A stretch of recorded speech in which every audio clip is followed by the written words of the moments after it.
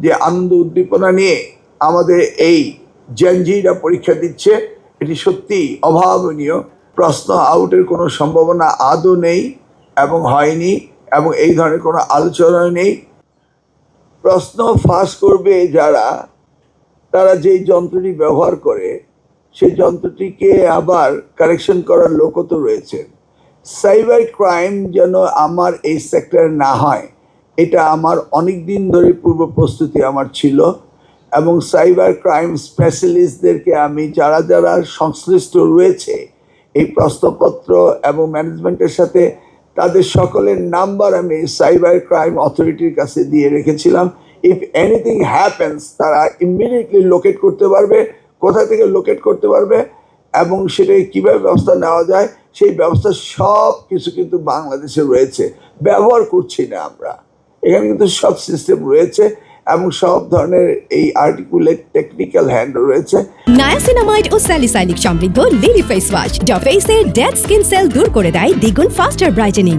তো এগুলি নিয়ে আমরা প্রিপারেশন রেখেছি, দেখা যাক, তারা ট্রাই করুক, আমরাও ট্রাই করি, দেখা যাক। Let's face the problem, but I am ready to face the problem, I am prepared. আমি সর্বপ্রথমেই ধন্যবাদ জানাবো আপনার সাংবাদিকগণ, আপনারা সকলে সহযোগিতা করেছেন। এই পরীক্ষা সুস্থ স্বাভাবিক হোক, এই জন্য আপনারা পূর্ব থেকেই বিভিন্নভাবে আমি যে পদক্ষেপগুলো নিয়েছি এগুলো আপনারা বারংবার টেলিভিশনে নিউজ পেপার প্রচারিত করেছেন বিধায় সারা জাতি জেনেছে যে পরীক্ষা এবার সুন্দর হবে এবং নকলমুক্ত হবে, প্রশ্নপত্র ফাঁস হবে না ইনশাল্লাহ। আমি আশা করব যে আনন্দ উদ্দীপনা নিয়ে আমাদের এই জেনজিরা পরীক্ষা দিচ্ছে, এটি সত্যি অভাবনীয়, এবং তাদের যে আনন্দ উৎফুল্লতা আমি যাওয়ার পরে, এতে আমি সত্যি সমাদৃত হয়েছি। ধন্যবাদ আপনাদের সকলকে। আপনারা আগামী পরীক্ষাগুলিকে এইভাবেই সহযোগিতা করবেন, এই আশা আমার রইল, এবং পরবর্তী পরীক্ষাগুলো আমি যতটা সম্ভব মনিটরিং করব এবং আমার টিম মনিটরিং করবে এবং আপনারাও করবেন। এর মাঝে যদি কোনো অপ্রীতিকর ঘটনার কোনো সংবাদ আপনারা পেয়ে থাকেন তাহলে আমাকে জানাবেন। পরীক্ষা কেন্দ্র সচিব, শিক্ষক, তারা কিন্তু এই বাচ্চাদের অভিভাবক। সকলে একটা কমন সেন্স আছে, জেনারেল সেন্স দিয়ে এগুলিকে দেখলেই হয়, তাই না? এটার জন্য কোনো আইন করার দরকার নেই। একটি বাচ্চা যদি ট্রাফিকে দেরি হয়ে যায়, কিভাবে তাকে আরও সান্ত্বনা দিয়ে তার অস্থিরতা কমিয়ে তাকে কিভাবে নিয়ে যাবে, এটা প্রত্যেকটা অভিভাবকের এবং টিচারদের এই ধরনের ট্রেনিং রয়েছে। তো আমার মনে হয় এটা অ্যাড্রেস করবে, সকলে অ্যাড্রেস করবে। তাছাড়া ডিএমপির কমিশনার গতকাল আমাকে বিশেষভাবে রিকোয়েস্ট করেছিলেন যে পরীক্ষা কেন্দ্রগুলো যেন সকাল 8টা থেকেই খোলা থাকে, যারা আগে যে আসতে চায়, টু মেক মোর সিকিউর, কারণ বলা তো যায় না রাস্তাঘাটে কী হয় দূর দূরান্ত থেকে, সেই ব্যবস্থা আমরা রেখেছি। তবু যারা খানিকটা দেরি হয়েছে তাদের নিয়ে নিশ্চয়ই আমি আশা করব তারা যেন বিভ্রান্ত না হয়, ভয় না পায়, তাদেরকে সহযোগিতা করাটাই হচ্ছে আমাদের প্রথম কাজ। দেখুন, বোর্ডগুলো অ্যাডমিট কার্ড যথাসময় বিতরণ করতে হবে। আমিও এই বিষয়টি লক্ষ্য করেছি, যোগাযোগ করার চেষ্টা করেছি। কোনো কোনো জায়গায় তারা প্রিন্ট আউট পেতে নাকি একটু দেরি হয়েছিল, কেউ কেউ বলেছে, বাট পৌঁছে দিয়েছে বলেই শুনেছি। হয়তো বা কোনো জায়গায় তাদের ইলেকট্রিসিটি ছিল না বলে বোধহয় ডাউনলোড করতে পারেনি, এই ধরনের একটা সংবাদ শুনেছি। তবে কেউ বাদ পড়েছে এটা শুনিনি। জুলাই 36-এর পর আমি দেখেছি 2025-এও পরীক্ষার্থীটা একটু কমে গিয়েছে। তো সেই হারে এবারও কমেছে।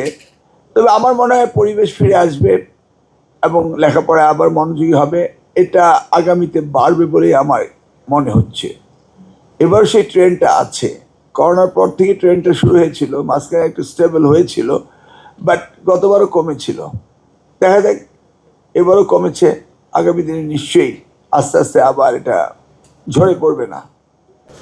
গত সরকারের সময় থেকে সব কিছু স্কেজুয়াল সেট, কোশ্চেন মনিটরিং সব কিছু হয়েছিল, সেই জন্য এটাকে আমি টাচ করিনি। তবে এইচএসসি পরীক্ষার বিষয়ে আমি স্টেক হোল্ডারদের সাথে কথা বলে পরীক্ষাটা খানিকটা পিছিয়েছি এবং তাদের রুটিনটাও তাদের মতামতের ভিত্তিতেই করা হয়েছে। তবে সেই জায়গাটিতে সময়সূচি নিয়ে কেউ কোনো আপত্তি করেনি। আমরা হয়তোবা রুটিনটা দেওয়ার পরে আরেকবার আলোচনা করতে পারি। রুটিন এই সপ্তাহে তৈরি হবে, হওয়ার পরে যখন দেবো তখন তাদের ওই মত আমরা দেখতে পারি, হয়তো এটা ভালোও হতে পারে। দেখি, রুটিন দেওয়ার সাথে সাথে আমরা কথা বলবো। ফেইলিউরস লেগাসি নিয়ে আমরা সময় নষ্ট কম করতে চাই, কারণ এখানে 4 বছর ধরে ফেইলিউরসের লেগাসি ক্যারি করতে হয় বোর্ডের। আমার মনে হয় এগুলি আমরা আস্তে আস্তে ঠিক করব। জেএসসি পিএসসি পরীক্ষা পুনরায় চালু করার কোনো সম্ভাবনা আছে কিনা? ধন্যবাদ আপনাকে। ইপিএসসি জেএসসি যে পরীক্ষা পদ্ধতি চালু করা হয়েছিল সেটা স্টেক হোল্ডার অংশীজনরা চায়নি বলেই লাস্ট গভর্নমেন্টই বন্ধ করেছিলেন। যারা শুরু করেছিলেন তারাই বন্ধ করেছিলেন।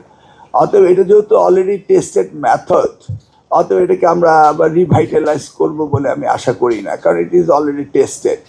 এটা চাইনি। তবে আপনি যেটা বললেন হঠাৎ করে 10 গ্রেডে এসে তারা একটা পরীক্ষা দিচ্ছে, হ্যাঁ, এটা সকলের কাছে যেমনি আতঙ্ক তেমনি উৎফুল্লতা, তেমনি একটা বিশাল মানে আমাদের সময় আমরা তো দেখেছি, আমরা আনন্দও করেছি, ভয়ও পেয়েছি, আনন্দও করেছি। এই জায়গাটাতে আপাতত থাকুক। আমরা জেএসসিতে যেহেতু এটা ভালো হয়নি, সে যে ফেরত যাওয়ার কোনো কারণ নেই। হ্যাঁ, কারিকুলাম নিয়ে আমরা বিশেষজ্ঞদেরকে, আমি মন্ত্রণালয়ের দায়িত্ব পাওয়ার পরেই তাদেরকে কারিকুলাম নিয়ে কাজ করার জন্য বলেছি, তারা কাজ করছে। গতকাল থেকে আমি ডিরেক্ট সুপারভিশন শুরু করেছি, আজকেও সেই সুপারভিশন। এখন থেকে আমার নন স্টপ কারিকুলামের উপর সুপারভিশনেই আমি কাজ করব সামনের কয়েকটা দিন। দেখি কি করা যায়, করতেই হবে, এর কোনো বিকল্প নেই।